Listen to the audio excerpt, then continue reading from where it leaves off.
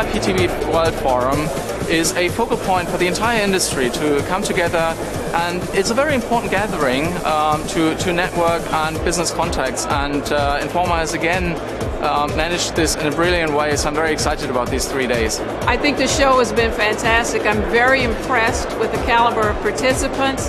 It's really interesting to me to see the range of service providers across the world who still have the same view of the challenges for IPTV, and also really understand the customer needs. I mean, it goes back to kind of the sense that this is the year where all of this is happening, really. I mean, it's a fascinating show. It's fascinating to see how much choice there is in terms of different providers with different strategies, and I think that reflects the diversity of what's going on in the marketplace, the levels of innovation. I think the show's great. I'll definitely come back next time, but I think it really you really have a sense of the buzz of this industry really coming of age, if you like. Well, CEA is very pleased indeed to be part of IP&TV World Forum, and we have manufacturers, we have operators, service providers, content providers, all represented here, chip makers, the list goes on.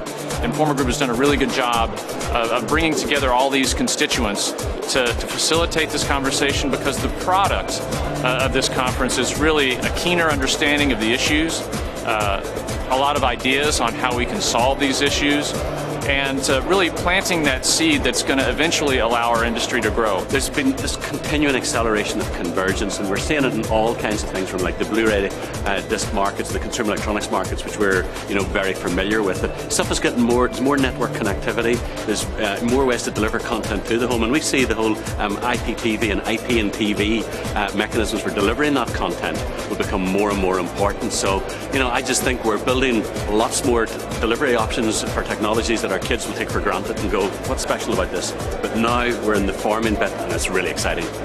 We're working at the forefront of technology.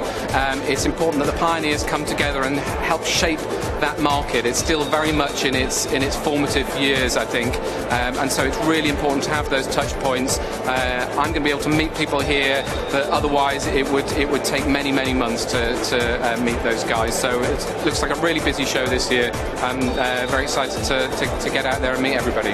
I've really enjoyed my time here. I've met a lot of different folks from a lot of different carriers who seem very excited about the CDN space. I think it's about many more devices offering TV-like services, so be it tablets or smartphones, connected consoles or computers or connected TVs. The competition for people's viewing time is growing and coming in from a number of different sides.